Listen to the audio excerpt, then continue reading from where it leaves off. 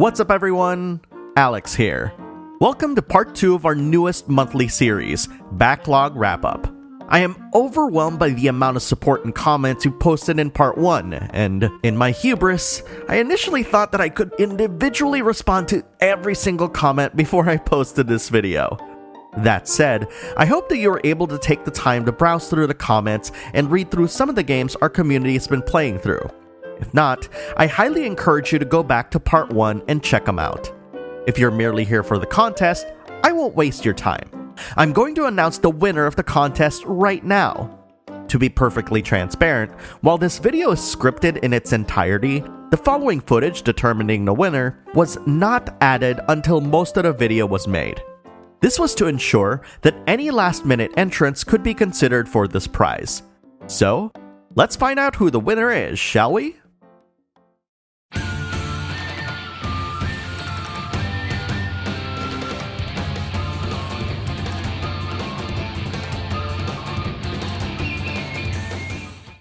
Congratulations!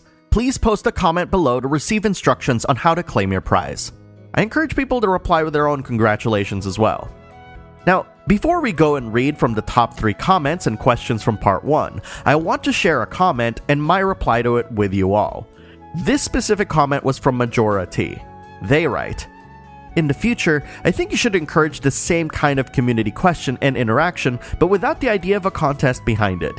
Not sure how it would look, but the actual community aspect around it would hopefully be more organic." First and foremost, I want to thank Majora for the comment, as it comes from an honest place.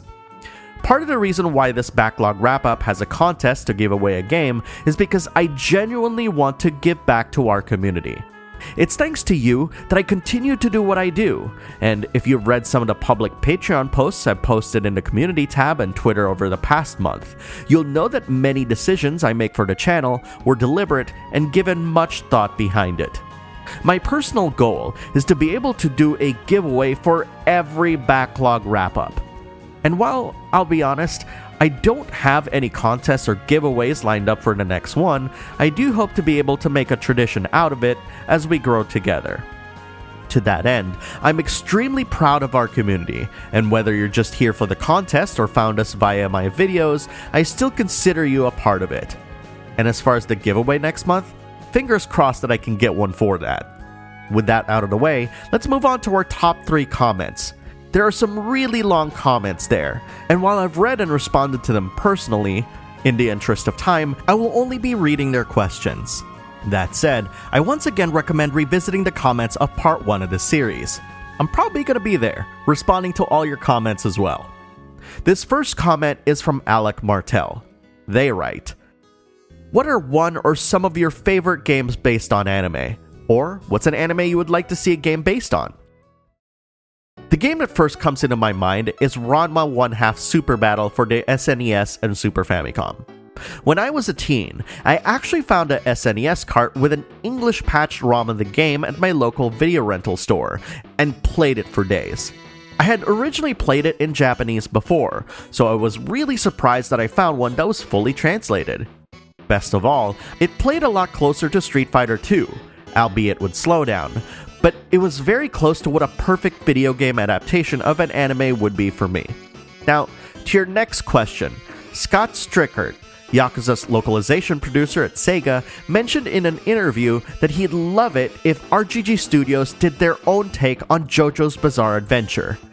Ever since he said that, the thought had never left my mind, and I sincerely hope that he can convince them to pursue this. Thanks for the question, Alec. This next comment is by Sergey Liu. They write, "If you can revive an old/dead series with a collection of remasters to bring it on modern consoles, which ones would it be? It could be from any genre." This is actually a question that plenty of you wanted to ask me, so I'm happy that Sergey asked it. My answer is Sakura Wars, man. I mean, I want to play these remastered, localized, and here today. I'm still obsessed about this even after all these years. Now, onto a serious question that I never expected to have a strong opinion on. This is obviously a problematic one, quote unquote, so feel free not to answer it. With the recent Naughty Dog debacle and various reports from the company developers coming forward about crunch, and Neil Druckmann wanting to push determinate content and political social messages through the game in favor of a possibly more enjoyable storyline, how do you feel about this issue in general? Well, first of all, I want to answer it. I think with regards to pushing a political and social message in a game's narrative, that's just a progression of the maturity of video games as an artistic medium. To me, it's inevitable. That doesn't automatically mean that bad games and stories come out of it, of course. Every media that's delved into this have managed to make these kinds of social commentary interesting. This could also mean that these genres will appeal less to some of us, and that's totally okay. Now, on to crunch. I personally dislike the practice. When I was in video game QA, I remember leaving home at 9:30 in the evening to get to work at 10 at night to work all the way until 8 a.m. every single day, save for one day in the week. This is not something I wish on anyone ever, and I gave up on my dreams of becoming a game developer when I experienced this firsthand.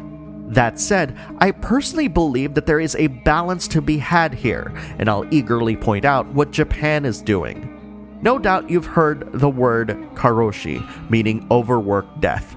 It's because of the prevalence of this idea that Japan decided to do something about it years ago, and though karoshi still happens from time to time, developers and publishers are trying their best to curb this practice. Which leads me to my favorite and most admired developer of them all, the Final Fantasy XIV team. If you've watched a no-clip documentary on the game, you'll get to meet one Naoki Yoshida. The dude is an expert project manager who can ensure that deadlines are not only met, but one who takes into account how his staff works as part of his scheduling process. Best of all, he schedules his production based on a regular 40-hour work week, and in my opinion, the team delivers. Some Western devs claim that there is a quote-unquote organic process in making games to ensure that they're the best they can be. But I'd argue that there's a humanistic side that needs to be considered here. Quote-unquote, the relentless pursuit of perfection, as Disney's former CEO Bob Iger said in his book, is not perfection regardless of cost. I know some of us have our own opinions about corporations and how they treat their employees, but phrases such as these ring true no matter who says it or how they choose to implement these in their companies. The bottom line is that you have to respect the people working with you, and for you to realize that in order for them to do their best work, you have to allow them to grow outside of work as well. Thanks for the thoughtful question, Sergey. And last but certainly not least, this comment is from Be Good to Each Other. I like that name. They write, "What's a series you want to get into but just haven't or can't? Why can't you?" There have been many series over the years that fill this condition, but one that really comes to mind immediately is Disgaea. I have been generally averse to playing turn-based tactical RPGs, as I feel that the blend of grinding in RPGs and using tactics to win battle often favor the grinding part. But I've eased up on this personal bias/thought thanks to games like Fire Emblem. I think if Disgaea were ever to be remastered or remade, that I may want to try it again. But for the time being, my PS2 copy sits on my shelf waiting to be played again. I've also mentioned before that just because I don't like something today, that doesn't mean that I won't like it later down the line. Final Fantasy XIII is a perfect example of this. I have much more appreciation on that game compared to when it came out. And that's our top 3 comments. Frankly, I wasn't too sure how many I'd be reading for this video, but I think we really got a good set of questions answered today. Either way, I'd love it if you'd share your thoughts about this video series in the comments below. What can we improve upon? Perhaps someone's got an idea that we can probably do in a future Backlog wrap-up. Post your thoughts in the comments below and let's talk about it. Thanks for watching, everyone, and I'll see you online.